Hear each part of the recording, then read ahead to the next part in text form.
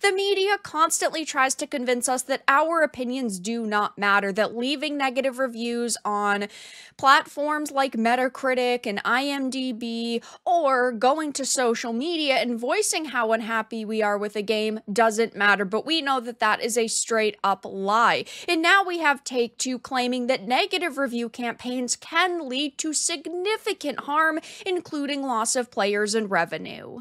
I have a few different things to show off, but before I get into the topic, if you enjoy the content I create, check out the links in the description, join the community in my live streams, and consider supporting through Patreon or YouTube memberships. Now, anyone with half a brain could tell you this, that when there are hundreds of thousands or millions of people on social media talking about something negatively, there are going to be people who stay away from that product because they've heard so much negative news about it. But the media constantly tries to convince us that that's not the case, and ultimately, our negative reviews and us talking about something on social media doesn't really affect the bottom line of a game or a movie, but we now are getting even more confirmation that the media is just lying. It says Grand Theft Auto's publisher Take-Two Interactive shared a number of risks the company faces, including negative review campaigns, which it claims can lead to significant harm, including the loss of players and revenue. In Take-Two Interactive's Form 10-K filing with the U.S. Securities and Exchange Commission, the company listed a number of risks it faces, including the competitive nature of the video game industry, the health of the console market, the development and growth of AI technologies, data breaches, worker unionization, maintaining license agreements with Microsoft and Sony, the growth of the mobile market, monetizing free-to-play games, and more. But the company also lists negative reviews as a significant risk to its business. This is why I talk about games and movies and products on this channel that end up not being good, because I don't want every single company in the gaming industry or in the entertainment space to suddenly cease to exist. I want them to get better. And yes, when you are talking negatively about something and you are being vocal about what it is that you dislike with a product, sometimes companies do listen. Unfortunately, a lot of companies do not now because they believe they know better, but I want things to get better. It's like I've criticized Rocksteady for Kill the Justice League so much because I absolutely loved the Arkhamverse game, and the Rocksteady that used to exist did such an amazing job, but the Rocksteady now has gone as far away from those games and that company as possible. I would love if they had turned things around, and I would have loved if Suicide Squad was at least a decent continuation of the Arkhamverse, but that didn't happen. I'm not sitting here criticizing Suicide Squad Kill the Justice League because I hate everything they've ever created. No, quite the contrary. I'm doing it because I wanted them to get better. I wanted them to listen to our feedback, but companies don't do that a lot of times. And when you look at a company the size of a Take-Two, they feel that they are invincible, that they can do anything and they can put out any product and people are going to purchase it, like Assassin's Creed Shadows. Ubisoft really thought, we can say whatever the heck we want about this game and people are still going to swipe their credit cards. And it is true to a certain degree that there are people who know the Assassin's Creed name and are going to monetarily support this company and this game and the franchise no matter what, but there are people who are sick and tired of narratives being shoved into their products and companies releasing half-baked content that needed like another year and a half in development to be up to par with what the standards for a company this size should be.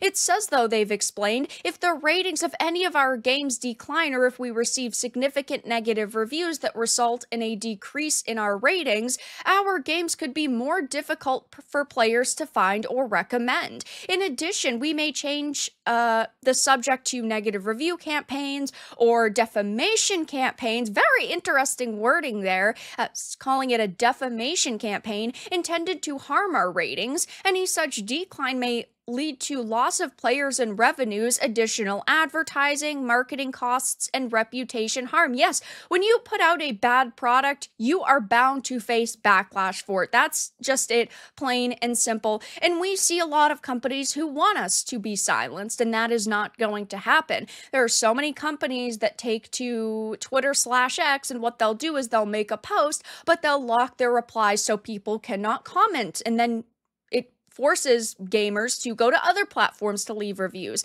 We've seen this happen most prominently on something like YouTube with Lucasfilm's official account. They have their YouTube account comment sections all locked down. So you cannot leave comments and criticize the shows and movies that they're putting out. So that means people put up videos, they go to other platforms to voice, they go to something like Rotten Tomatoes and leave a negative review. All you are doing is amplifying the voices that you want to silence. It's just a hilarious, Streisand effect situation. But yeah, I mean, when you create something bad, it's going to lead to people heavily criticizing you and going to platforms to voice how unhappy they are. And we've seen this most notably recently with Sweet Baby Inc. There are hundreds of thousands to millions of gamers who are either actively boycotting Sweet Baby Inc. or do a lot of research before they buy a Sweet Baby Inc. game. I mean, of course, we know that the Sweet Baby Inc. Detected Steam Curator list, or DEI Detected, has over 419,000 followers from people who are just following this list, never mind people who have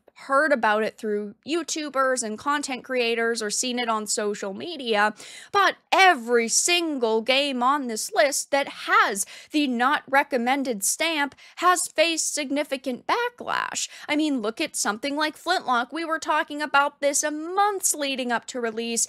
Didn't seem like anybody was really excited for it, and we know that they try to heavily market this towards what they call a modern audience, and well, only 648 of those people exist because that was its all-time peak on release day, and it's not even 2 weeks released, and as you can see, it's only got 198 people in game right now. I mean, I live streamed a full playthrough. It was a pretty short game, and yes, with single player titles, people play them and then people drop them and move on to something else, but not even 2 weeks after release, and they can't even muster 200 players on a Saturday afternoon. It's just hilarious, but it's also insanity for them. We also have Suicide Squad Kill the Justice League peaked at 13,459 players at release, which also isn't good, but 452 people in game right now, and they had just 2 days ago, when I'm recording and posting this video,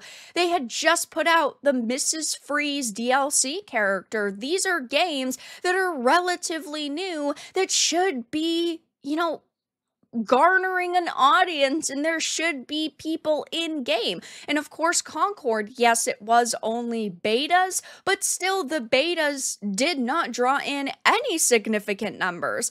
I mean, hilariously enough, it was averaging under 700 people, and the all-time peak for a free open beta was 1,124 individuals, which is absolutely pathetic for these companies. And I don't see this changing anytime soon, but this all really does, again, matter when you're talking about companies that need to market their games, that need to sell these to people. I completely understand that there are developers and creatives who are very passionate about their work, and they are proud of what they've created, but at the same time, they're not making content for themselves.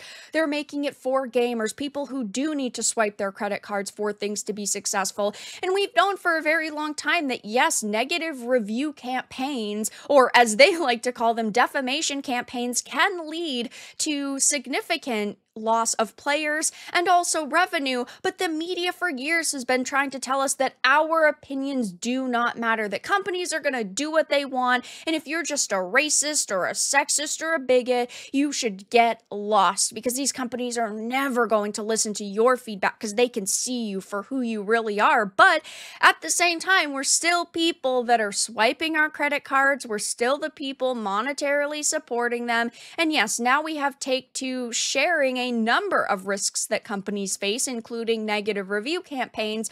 But if all of these companies like Rocksteady and Take-Two and Firewalk were creating really good games, they would not be facing really negative review campaigns. But that's all that I had to discuss in this video. Let everyone know your thoughts in the comments below. If you enjoyed this, give it a like, and if you didn't, give it a dislike. I appreciate your support either way, but I'll talk to you all again in the next video really soon.